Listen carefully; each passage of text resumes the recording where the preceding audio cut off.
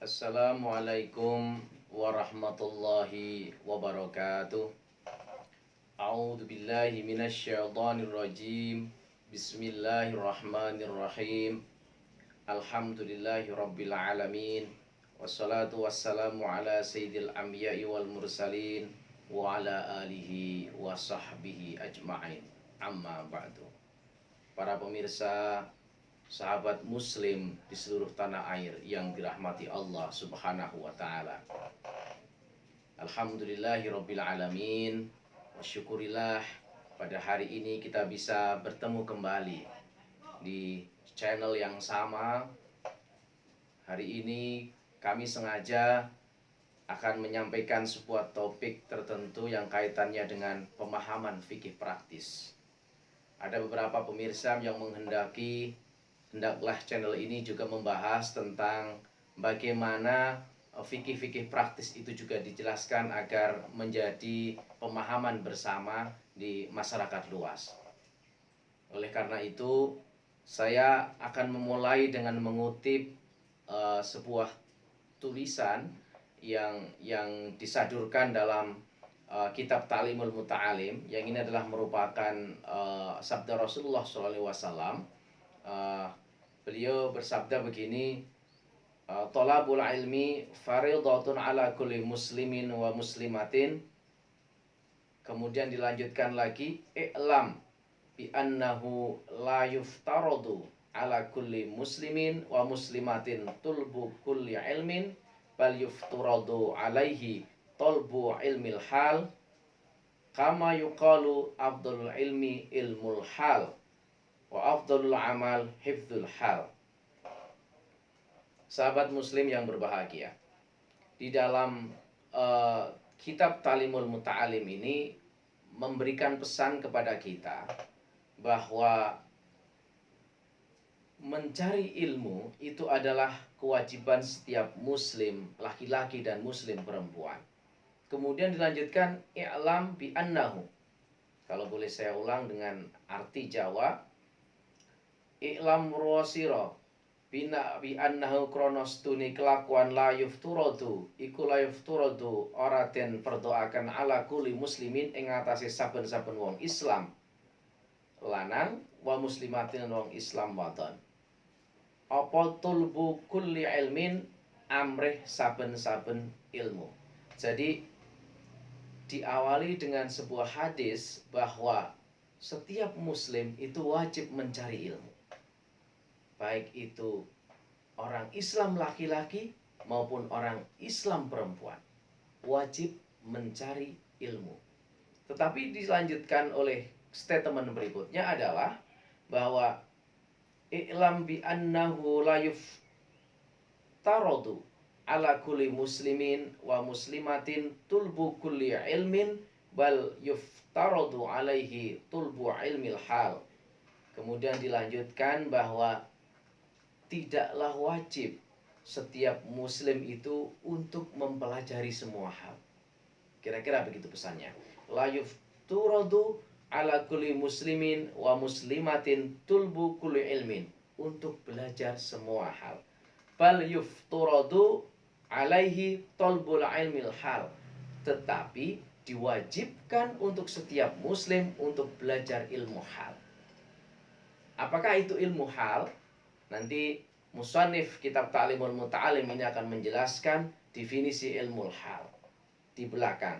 Tapi sebelum itu dia bilang begini, afdalul ilmi ilmul hal, seunggul-unggulnya ilmu, lebih utamanya ilmu untuk dipelajari adalah ilmu hal. Apa tuh ilmu hal?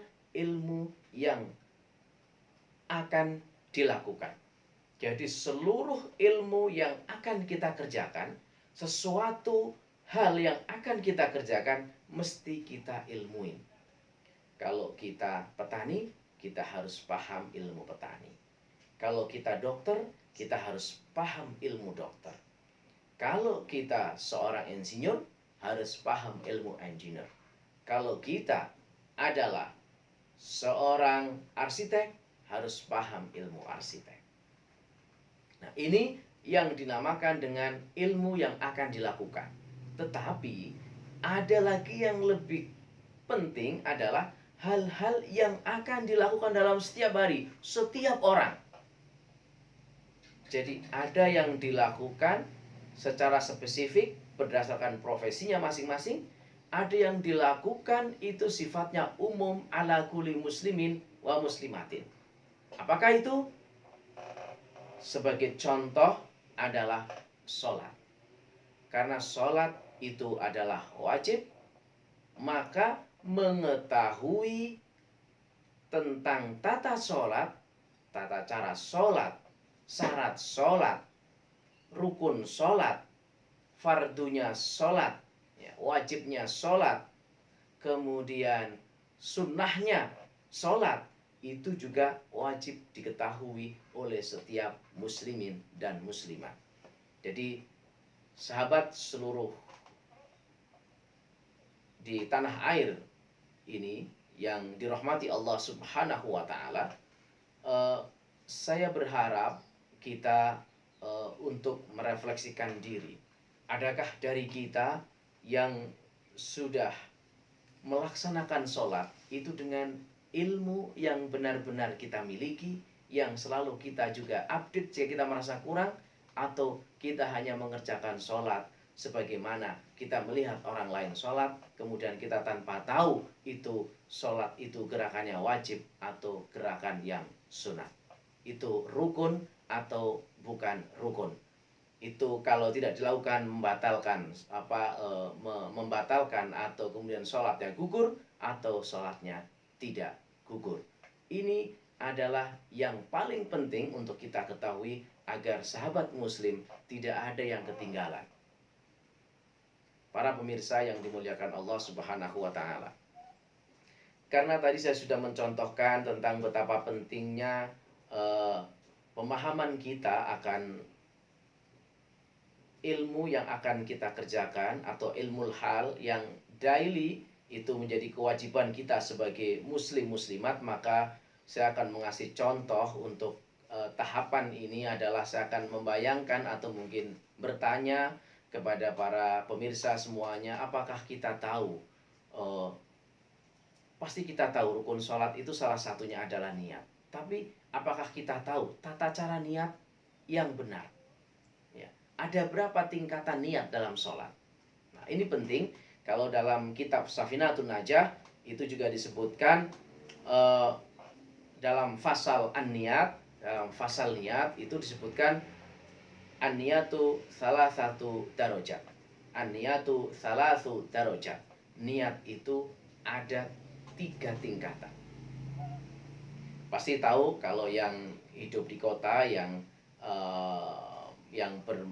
bermadhab ya, yang bermadhab non syafi'i mungkin tidak pernah melafalkan niat sholat.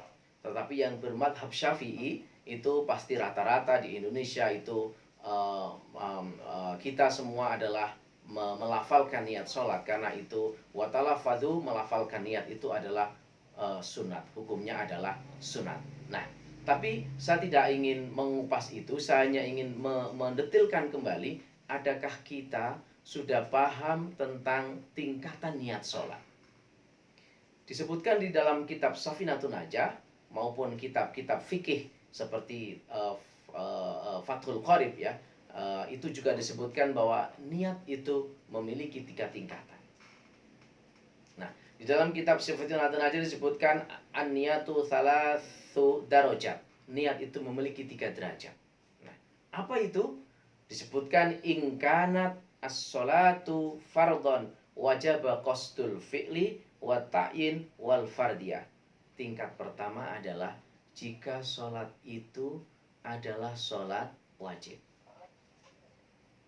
Para pemirsa, jika itu yang kita laksanakan adalah sholat wajib, maka kita harus mengerjakan itu dengan niat minimal 3 hal tadi.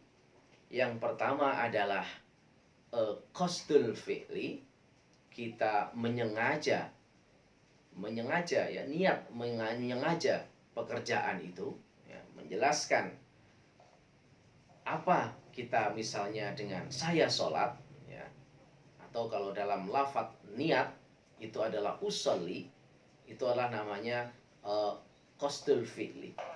Kemudian habis qasdul fi'li, kalau yang kedua adalah harus ta'yin. Nah, ta'yin itu adalah menentukan sholatnya sholat apa. Apakah sholat duhur, apakah sholat asar, apakah sholat maghrib, sholat isya, dan sholat subuh misalnya. Jadi qasdul fi'li, ta'yin, kemudian yang ketiga adalah fardiyah, wal fardiyah. Jadi kita juga harus melakukan atau menentukan kefarduannya. Jadi apakah itu sholat fardu atau bukan. Jadi ada 3 komponen yang harus ada dalam niat sholat fardu: qasdul fi'li, ta'yin, wal fardiyah. Kalau dalam formula yang ringkas, formula minimal ya, jadi minimal itu adalah usolli fardhu dhuhri, dalam hati niatnya. Adapun melafalkan niat adalah sunnah, dan melafalkan niat biasanya sebelum melakukan sholat. Jadi melafalkan niat itu sudah sholat atau belum? Belum sholat, karena melafalkan niat itu sebelum kita mengucapkan Allahu Akbar.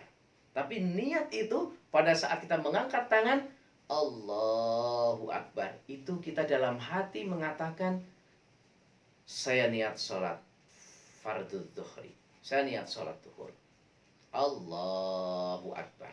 Adapun usolli fardhu dhuhri arba'a raka'atin, usolli fardhu dhuhri itu adalah sifatnya adalah membantu untuk mengiring hati kita agar kita masuk bahwa kita benar-benar mau akan sholat. Itu yang disebutkan dalam kitab-kitab bermadzhab Syafi'i sebagai hukumnya sunnah. Bahkan kita belum sholat, sebelum usolli membuka handphone juga boleh. Makanya kalau kita dengar pembahasannya Gus Baha itu, dia selalu bilang gerakan cangkem elek gitu kan. Oh, itu melafalkan niat itu bid'ah. Bid'ah apa? Sebelum sholat kita buka handphone juga boleh. Kira-kira begitu.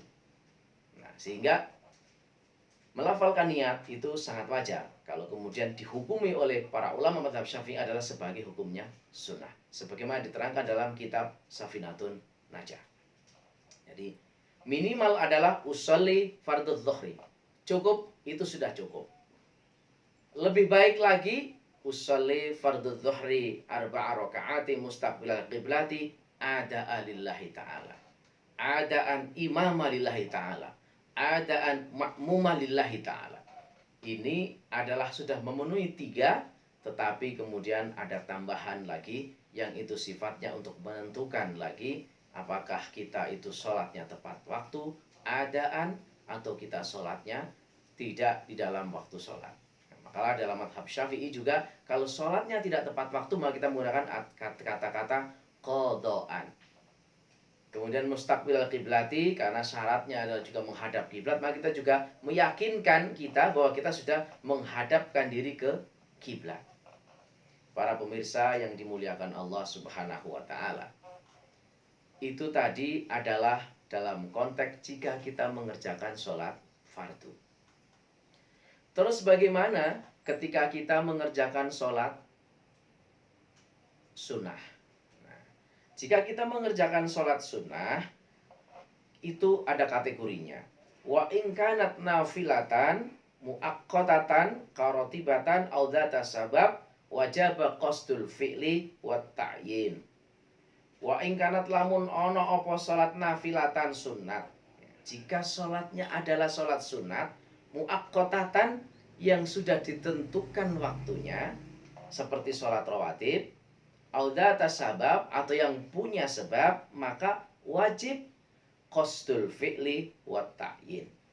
Jadi kalau kita sholat sunat rawatib, kita sholat sunat tahiyatul masjid, itu sudah jelas. Kalau sholat rawatib ditentukan waktunya. Apa? Qobliyah dhuhri atau ba'da dhuhri atau qobliyah asri. Itu maka harus ditentukan qasdul fi'li. Sholli sunatal qobliyatat dhuhri. Itu itu ada qasdul fi'li. Ada qasdul fi'li, ada ta'yin. Jadi minimal itu. Kata sunnatannya tidak wajib. Bukan bagian dari rangkaian yang diwajibkan dalam niat, tetapi digunakan sangat baik. Usolli sunatal qobliyatadz zuhri raq'ataini mustaqbilal qiblati lillahi ta'ala. Ini sangat oke. It's okay. Tapi minimal itu adalah di dalam hati usolli sunatan usolli qobliyatadz zuhri. Tetapi mau lengkap sunatan qobliyatadz zuhri itu sudah sangat baik. Jadi ini adalah syarat atau tingkatan niat. Kalau itu adalah sholat sunnah yang ditentukan waktunya atau ada sebabnya, maka minimal kita menggunakan satu qasdul fi'li wa ta'yin. Kemudian yang ketiga adalah wa in kanat nafilatan mutlaqan. Jika itu adalah sholat sunnah mutlak. Jika sholat sunnah mutlak, maka dikatakan wajib qasdul fi'li. Yang diwajibkan adalah qasdul fi'li.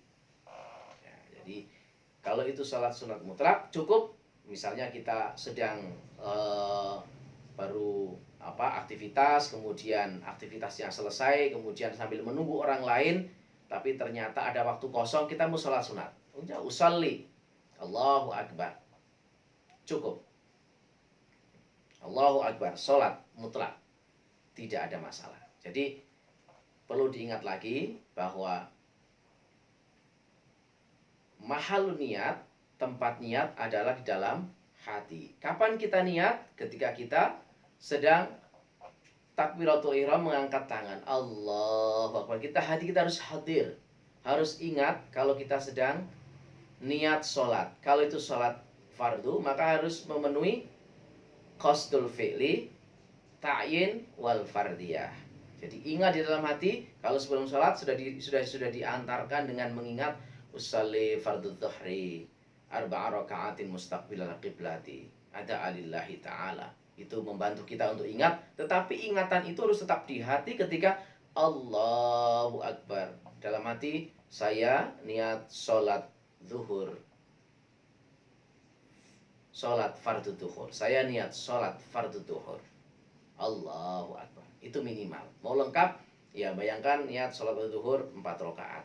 Allahu Akbar. Lebih lengkap lagi, sholat fardu zuhur 4 rakaat menghadap kiblat. Waktunya sesuai.